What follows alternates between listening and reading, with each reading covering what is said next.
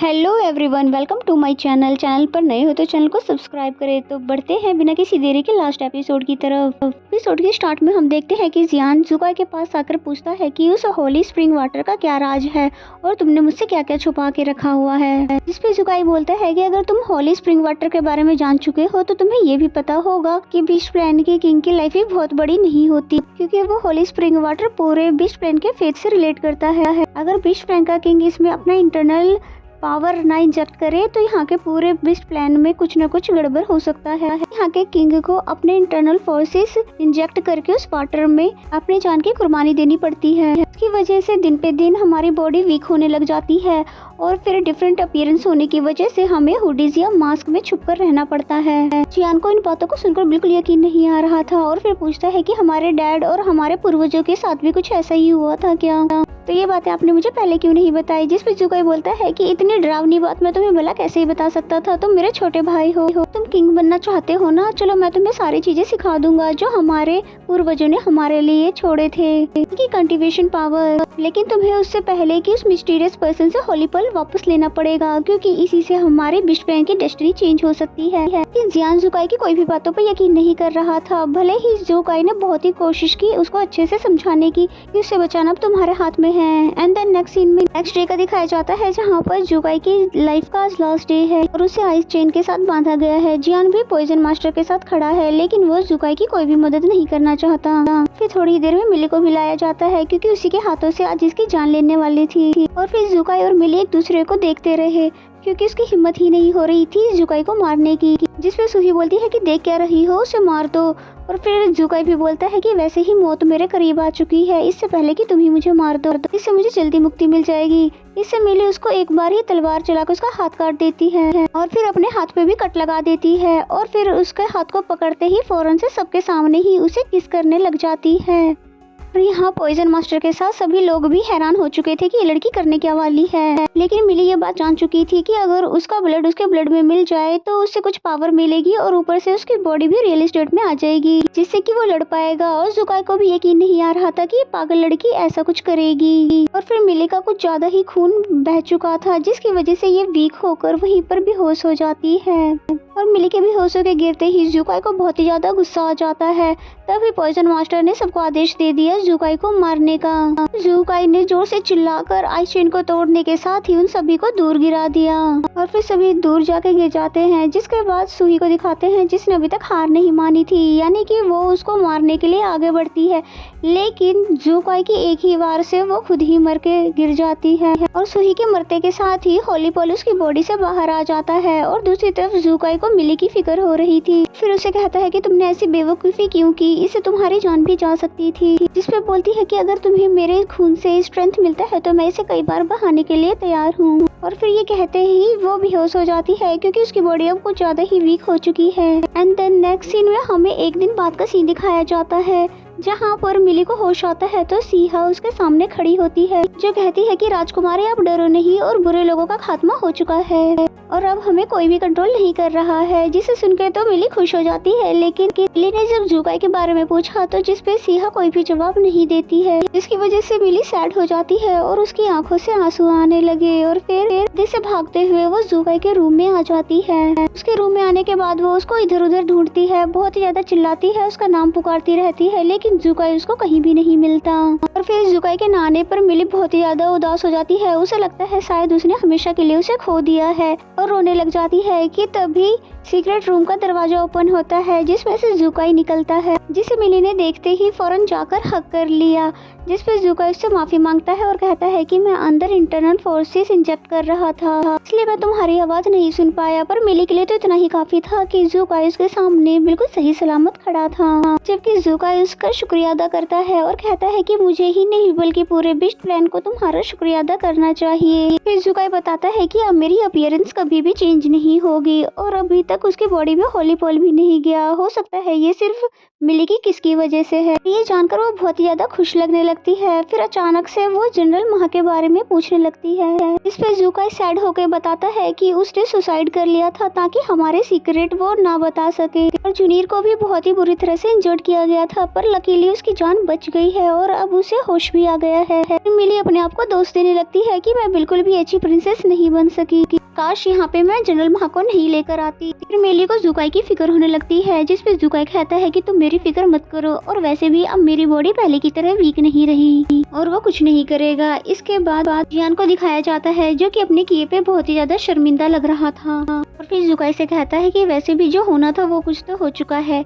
अब अगर आप मेरे को अभी भी छोटा भाई समझते हो तो प्लीज आप हेडुंग की जान को बख्श दें। जिसके बाद जुकाई कहता है कि उसको तो उसकी की सजा जरूर मिलेगी, लेकिन उसके बाद मैं उसका जान छोड़ दूंगा। अब ये जान लेने के बाद कि जुकाई उसकी जान को बख्श देगा, तो जियान सुसाइड करने वाला था। जैसे ही वो चाकू से खुद को मारने वाला था, वैसे ही जुकाई उसके चाकू को दूर फेंक देता है। और फिर जुकाई कहता है कि तुम्हें किसने अलाउ किया कि तुम इतनी आसानी से मर जाओ, और मौत की सजा तो तुम्हारे लिए कुछ भी नहीं है। अब तुम्हें एल्ड्रेस रूम में रहकर विश प्लान के सभी नियमों का कॉपी करना होगा। फिर इसके बाद तुम्हें प्रिंस की जिम्मेदारियों को भी तो सीखना है, यानी संभालना है। तो ये बातें सुनकर जियान बहुत ज्यादा इमोशनल हो गया, क्योंकि जुकाई ने उसको इतनी आसानी से माफ जो कर दिया था। फिर जियान कहता है कि मैं हमेशा आपसे जलता रहता था, ये सोचकर कि आपको यहाँ पर हमारे डैड ने प्रिविलेज दी है आपको किंग बनाकर, और अब मुझे समझ आया कि डैड ने तो असल में मुझे फेवर किया था, मुझे एक अच्छी लाइफ देने के लिए, और आपकी जान को कुर्बान कर दिया। भाई क्या आप डैड को ब्लेम नहीं करते? उसकी बातें सुनकर जुकाई की आंखों में भी आंसू आ गए थे, और फिर वो कहता है कि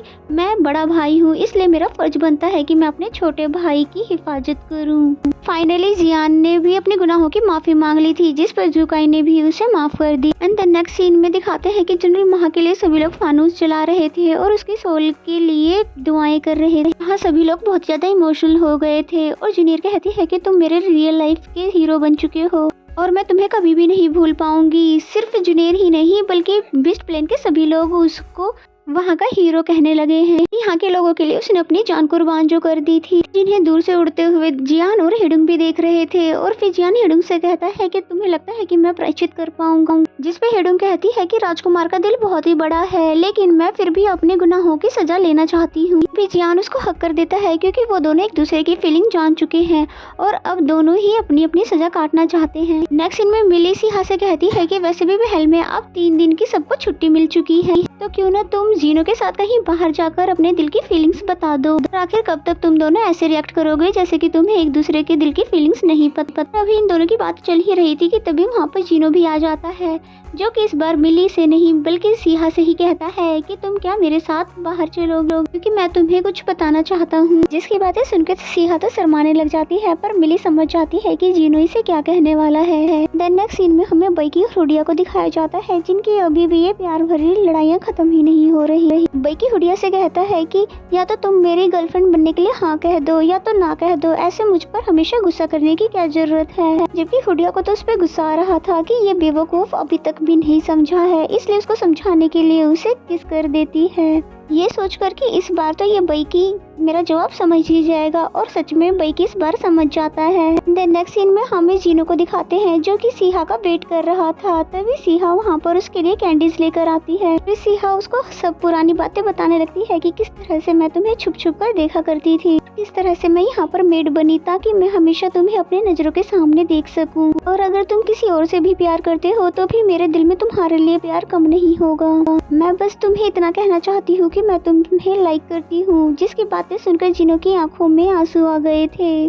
फिर जीनो भी उसका हाथ पकड़कर बताता है कि मैं भी तुम्हें लाइक करता हूँ, वो भी अभी से नहीं बल्कि बहुत पहले से, बस मैंने खुद को ये बात रियलाइज नहीं करने दी। सिहा उसके हाथों में अपने दिए हुए ग्लव्स देखकर बहुत ही ज्यादा खुश हो जाती है, और फिर वो ये भी समझ जाती है कि वो मुझे किस करना चाह रहा है, लेकिन वो इसलिए ऐसा नहीं कर पा रहा था क्योंकि वो उसकी बॉडी पॉइजन है, क्योंकि वो बाय नेचर एक स्नेक है। और फिर वो जीनो से कहती है कि हम दोनों जब एक दूसरे से इक्वल ही प्यार करते हैं तो कोई भी चीज हमारे बीच नहीं आ सकती थी। और फिर ये कहने के साथ ही वो अपने फेस पर मास्क लगा लेती है, जिसको ऐसा करता देख के जीनो को उस पे और भी प्यार आ जाता है, और फिर वो उसको किस करने लगता है। देन नेक्स्ट सीन में हमें मिली को दिखाते हैं, जो कि जुकाई की आंखों को कवर करते हुए लेकर आ रही थी, ये कहते हुए कि मेरे पास तुम्हारे लिए सरप्राइज है। हालांकि वो उसको ड्रेसेस दिखाती है जो कि उसने स्पेशल ऑर्डर पे बनवाए हैं। जुकाई को भी ये ड्रेसेस बहुत अच्छी लगती है और मिली कहती है तुम इस ड्रेस में बहुत ज्यादा हैंडसम लगोगे, और सच बताओ तो तुम अपने नाइट फॉर्म में भी बहुत ज्यादा हैंडसम थे, और सच्ची बताओ तो अच्छा हुआ कि मैंने तुम्हें तब भी किस कर लिया था। जुकाई उसकी बातें सुनकर हंसने लग जाता है और फिर कहता है कि अब तो मैं जैसा हूँ तुम्हें वैसे ही बर्दाश्त करना होगा, चाहे मैं हैंडसम लगूं या नहीं। फिर मिली कहती है कि तुम अभी भी कुछ कहना भूल गए हो, वो 3 वर्ड्स जिसे सुनकर लड़कियां बहुत ही ज्यादा खुश होती है। इस पे जुकाई बोलता है कि वो 3 वर्ड्स तुम्हें और ये नहीं सुनना कि मुझे पूरी लाइफ में सिर्फ तुम्हारे अलावा और कोई भी नहीं चाहिए। और फिर तभी मिली को आई लव यू कह देता है और मिली भी उसे खुश होकर किस कर देती है, जिस पे जुकाई भी एक्साइटेड हो जाता है और फिर मिली को कहता है कि मेरे पास भी तुम्हारे लिए कोई सरप्राइज है, चलो माउंटेन के पास। जिस पे मिली कहती है कि इससे ज्यादा जरूरी कुछ और भी है, और तुम भूल चुके हो क्या हमारी शादी हो चुकी है और तुम्हें नहीं लगता कि अब हमें वेडिंग नाइट भी स्पेंड कर लेनी चाहिए। और ये कहने के साथ ही वो जुकाई का हाथ पकड़कर उसको अपने साथ ले जाती है और फिर उसे बेड पर लेटा कर बहुत ही प्यारी बातें यानी सेड्यूस करने लग जाती है, जिसको ऐसा करता देखकर जुकाई को बहुत ही ज्यादा हंसी आती है और फिर उसको कहता है चलो अब मैं बताता हूँ कि मैंने कितना ज्यादा कंट्रोल कर रखा है। नेक्स्ट सीन हमें 1 साल बाद का दिखाया जाता है जहाँ पर जियान तो लिख लिख कर तंग आ चुका है और फिर कहता है ये सारी गलती मिली की है जो कि जुकाई को लेकर हनीमून पर चली गई है। दूसरी तरफ वो बई की और जीनो भी अपनी अपनी गर्लफ्रेंड को लेकर हनीमून पर जा चुके हैं और सारा का सारा काम मेरे कंधों पर डाल दिया है। हेडुंग उसे शांत करते हुए बोलती है कि कोई बात नहीं, उन्हें एंजॉय करने दो और जब वो लोग वापस आ जाएंगे तो हम दोनों हनीमून पर चले जाएंगे। जिस पे जियान उसका बहुत प्यार से हाथ पकड़कर अपनी तरफ करके बोलता है कि हम दोनों सिर्फ हनीमून पर नहीं जाएंगे बल्कि हनी ईयर पे जाएंगे, यानी पूरे साल के लिए।